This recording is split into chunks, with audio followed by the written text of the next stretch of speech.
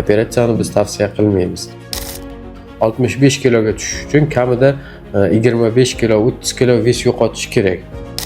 Vrachga borsa, u hech qanaqa narsaga qaramasdan albatta u operatsiyani tavsiya qiladi. Operatsiya qilish mumkin yoki mumkin emasligini tavsiya beramiz.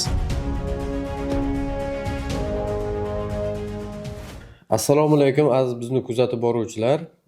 Biz bugungi sizlarga beradigan ma'lumotimiz hozirgi kunda butun dunyoda, shu jumladan O'zbekistonda, Toshkentda va turli viloyatlarda ham amalga oshirilayotgan semizlik bo'yicha aziyat chekib keladigan bemorlarimizda amalga oshirib keladigan operatsiyalarimiz, ya'ni oshqozon selef reziksiyasi, oshqozon kichraytirish bo'yicha amalga oshiriladigan operatsiyalar haqida gapirmoqchimiz. Bu operatsiyalar hozirgi kunda juda ham keng qo'llaniladi va keng ko'lamda amalga oshirilmoqda. Shu jumladan bizni Dusel Medical klinikamizda ham. Bu operatsiya qaysi bemorlarga mumkin? Birinchi navbatda shuni aniqlab olishimiz kerak. Chunki nimaga deganda hozir bu operatsiya bo'yicha juda ham ko'p savollar, shu jumladan juda ham ko'p murojaat etuvchi bemorlar bor. Lekin bemorlarni barchasiga ham operatsiyani tavsiya qilib bo'lmaydi yoki amalga oshirib bo'lmaydi. Nima uchun? Sababi operatsiyani amalga oshirishdan oldin biz bemorni indeks massa telasi, ya'ni bo'yiga nisbatan vesini olib, uni hisoblab chiqqanimizda formula bo'yicha indeks massa teli 32-33 dan yuqori bo'lishi shart. Agar 32-33 dan yuqori bo'lsagina biz bemorlarga operatsiya tavsiya qilamiz va operatsiya qilish mumkin bo'ladi. Ayrim bemorlar borki, masalan, bo'yi 1.60 sm, lekin vazni 75 kg. Bemor xohlaydi faqatgina 10 kilo ozishni. Bunaqa bemorlar uchun operatsiya qilish shart emas. Operatsiyani biz tavsiya qilmaymiz. Bunaqa bemorlarga o'z vaqtida o'sha tartib bilan, ya'ni diyetaga rioya qilgan holatda ovqatlanish rejimini tartibga solish, sport mashqlarini bajarish va shu orqali 10 kg massani ozib olish kerakligini tushuntiramiz. Agar masalan bemorni bo'yi 1.60 bo'lsa-yu, vazni 90 kilodan yuqori bo'ladigan bo'lsa, unda biz formulamiz bo'yicha qo'yib hisoblaydigan bo'lsak, indeks massa teli 32-33 dan yuqori chiqsa, bunda biz bemorimizga operatsiya qilishni tavsiya qilamiz. Chunki ko'pchilik bemorlarda o'sha bo'yi agar 1.60 sm bo'ladigan bo'lsa, ularning vazni normada 60, 65 kilo, 70 kilo atrofida bo'lishi bu bemor uchun norma hisoblanadi. Agar 90 kilodan oshiq bemor bo'ladigan bo'lsa, u 65 kiloga tushish uchun kamida 25 kilo, 30 kilo ves yo'qotish kerak. Shundagina biz operatsiyani tavsiya qilamiz. Chunki hozir ayrim bemorlar orasida shunaqangi gaplar borki, vrachga borsa, u hech qanaqa narsaga qaramasdan albatta u operatsiyani tavsiya qiladi. Yo'q, aslida bunaqa emas. Bu narsani juda ham to'g'ri tushunishlarini xohlaymiz va vrachga murojaat qilayotganda iloji boricha o'sha aniq ves bilan, aniq bo'y bilan yozishlaringizni so'rab qolamiz va bemorlarimiz klinikaga keladigan bo'lsa, biz albatta ularni o'zimizni o'sha tarozida vesini o'lchab, o'zimizni o'lchov bo'yicha bo'yini o'lchab, undan keyin biz ularga indeks massa telasini chiqarib beramiz klinikamizda va unga nima qilish mumkinligini, operatsiya qilish mumkin yoki mumkin emasligini tavsiya beramiz. Chunki juda ham uzoqdagi bemorlarimiz yoki qo'shni respublikadan yozadigan bemorlarimiz asosan bo'ylarini aniq bilmasdan yoki veslarini aniq bilmasdan turib bizga yozishadi. Telegram, Instagram, WhatsApp orqali biz ularga o'sha sifralarni olgan holda indeks massa telasini hisoblab chiqib, sizga operatsiya qilish mumkin yoki mumkin emas deb ayta olamiz. Agar ular aniq bizga o'zini kilogram, vesi, bo'yi bo'yicha informatsiyani aniq taqdim etadigan bo'lsa. Endi oshqozon selef reziksiyasi amaliyotida ko'pchilikda beriladigan savol, oshqozonni necha foizi olib tashaladi? Ya'ni oshqozonni agar biz 100% deb oladigan bo'lsak, mana hozir mana bu yerda mana rasmda ham ko'rishlaringiz mumkin. Bu o'sha organizmdagi oshqozon. Biz buni bo'ylamasiga 3 ga bo'ladigan bo'lsak, 3 dan 2 qismi olib tashlanadi. Ya'ni 3 dan 1 qismi operatsiyadan keyin organizmga qoldiriladi. Ya'ni bu degani bir oshqozonni 100% deb olsak, undan 3 dan 2 qismini olib tashlasak, bu asosan 65-70% ni tashkil qiladi. Bu o'sha standart qilinishi kerak bo'lgan va operatsiyadan keyin qoldirilishi kerak bo'lgan oshqozon 30-35%. Ayrim semiz bemorlarda masalan balki 75% ni olib tashlab 25-30% ni qoldirishimiz mumkin. Ayrim vesi kamroq bemorlarimizda biz 30-35%, даже 40% gacha qoldirib 60% ni olib tashlashimiz mumkin. Bu nima uchun? Bu operatsiyadan keyingi o'sha bemorlarni ozishini o'sha normaga keltirish uchun.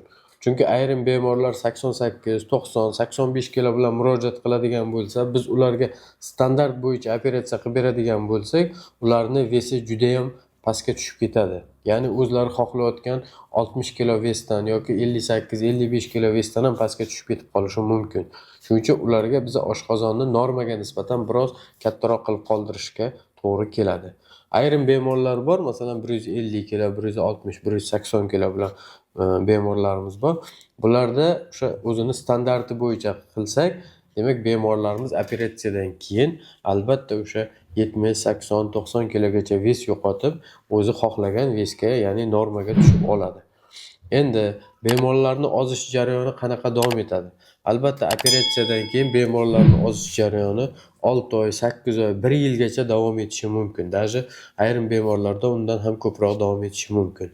Bu o'sha bemorni har oy 5 kilo, 6 kilo, 8 kilo, 10 kilogacha ves yo'qotishi bilan davom etadi. Ya'ni bemorni vesi qancha yuqori bo'ladigan bo'lsa, bemorlarni ves yo'qotishi oyiga shuncha ko'proq bo'ladi. Ozg'in bemorlar, ya'ni vesi kamroq bemorlarda bo'lsa, bu ves juda ham kamroq, ya'ni oyiga 4, 5, 6 kilodan ves yo'qotib boradi. Va 5 oy, 6 oy, 7 oy, 8 oy, 1 yil davomida o'sha organizmdagi ortiqcha ves, ya'ni indeks massa telida hisoblab chiqarilgan ortiqcha 30, 40, 50, 80, 100 kilo ortiqcha veslarni bemorlarimiz yo'qotib borishadi. Endi bemorlarni juda ham ko'pchiligi yana savol berishadiki, ovqatlanish tartibi operatsiyadan keyin qanaqa bo'ladi? Biz bemorlarimizga ko'pincha operatsiyadan keyin o'sha 1 oylik o'zini standart diyetasi bo'yicha ovqatlanish tavsiya qilamiz. Agar bemorlarimiz mana shu 1 oy davomida operatsiya qilingan oshqozonni qiynamasdan, organizmni qiynamasdan biz yozib bergan, qo'liga bergan diyeta bo'yicha ovqatlanadigan bo'lsa, bemorlarimizda ozish jarayoni juda ham yaxshi kechadi. Ayrim bemorlar bu narsaga rioya qilishmaydi yoki banisada 2-3 kun yotgandan keyin chiqib ketgandan keyin meni ahvolim yaxshi, hech qanaqa muammo bo'lmadi operatsiyadamda deb vrachni tavsiyalariga quloq solmasdan yoki bee'tibor bo'lib, o'zi xohlaganday ovqatlanishni boshlashi mumkin. Bu holatda bemorlarning organizmiga juda ham kuchli nagrutka bo'lishi mumkin. Shu sababli biz ko'pincha bemorlarimizga bizni o'sha 1 oylik standart dietamizga qat'iy rioya qilishini talab qilamiz. 1 oydan keyin bemorlarimiz barcha ovqatni yeyishga tavsiya beramiz biz. Nima uchun? Chunki 1 oyning ichida biz o'sha oshqozonni kesib tikkan joylarimiz, operatsiyadan keyingi joylar barchasi o'sha bitib, undan keyin yeydigan ovqatlari o'sha tikilgan joylarga hech qanaqangi bir nojo'ya asoratlar olib kelmasligiga ishonch hosil qilganimizdan so'ng 1 oydan keyin barcha ovqatlarga o'tkazamiz. Bu ovqatlarni faqatgina miqdori kamayadi. Masalan, bemorlarimiz operatsiyadan oldin o'sha bir pors ovqat yeydigan bo'lsa, operatsiyadan keyin bu o'sha yeydigan bir pors ovqatning 3 dan 1-ni tashkil qiladi. Undan so'ng bemorlarimizda hozirgi kunda mana juda ko'pchilik ayollarimiz, yosh qizlarimiz shu narsani ham juda ko'p so'rashadiki, operatsiyadan keyin homilador bo'lib, qancha vaqtdan keyin tug'ish mumkin? Albatta bu ham juda ham to'g'ri va o'rinli savol deb o'ylayman. Sababi chunki bemorlarimizning asosan 60-70% ni bu ayollar tashkil qilishadi.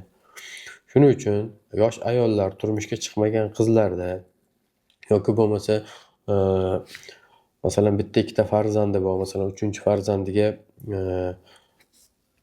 harakat qilib yurgan onalar bo'ladigan bo'lsa yoki oilalar bo'ladigan bo'lsa, albatta operatsiyadan keyin 6 oy, 8 oygacha homilador bo'lishi mumkin emas. 6 oy 8 oydan keyin homilador bo'lib bemalol tug'ishi mumkin, farzand ko'rishi mumkin. Buni ham prosta to'g'ri tushunishlaringizni xohlaymiz. Nima uchun? Chunki ayrimlar masalan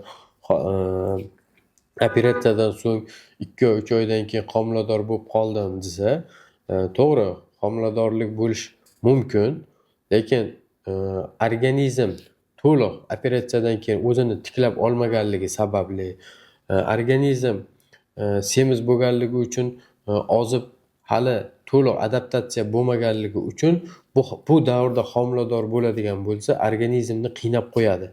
O'zini organizmini qiynab qo'yadi. Shuning uchun ham biz ularga ko'pincha 6 oy 8 oydan keyin ruxsat beramiz. Nima uchun? Chunki 6-8 oy ichida organizm to'liq adaptatsiya qilib, undan tashqari asosiy ozish protsessini ko'pgina qismini u ozib olgan bo'ladi. Ya'ni organizm shu operatsiyaga moslashadi. Shuning uchun homilador bo'lishga biz ruxsat beramiz. Homiladorlik bo'lib bemalol tug'ruq o'tkazish mumkin. Chunki ayrimlar aytadiki, bu operatsiyani qilgandan keyin keyinchalik tug'ib bo'lmas ekan, tug'ishga ruxsat yo'q ekan. Aslida unaqa emas, bemalol tug'ish mumkin. Chunki bizning ham bir nechta bemorlarimiz mana operatsiya o'tkazib, tug'ruq o'tkazishda hech qanaqa bir muammolar tug'ilgani yo'q. Xudoga shukr. Agar kimdadir yana ham qiziqtirgan savollari bo'ladigan bo'lsa, bemalol bizga murojaat qilish mumkin. Instagram orqali, Telegram yoki WhatsApp orqali yoki YouTube orqali bemalol murojaat qilishlari mumkin. Biz albatta ularga kerakli tavsiyalarni beramiz va qo'limizdan kelgancha barcha yordamlarni amalga oshiramiz. Va operatsiya qilinishi kerak bo'lgan bemorlarga Dusel Medical klinikamizda operatsiya amaliyotini amalga oshiramiz. Sog' salomat bo'ling.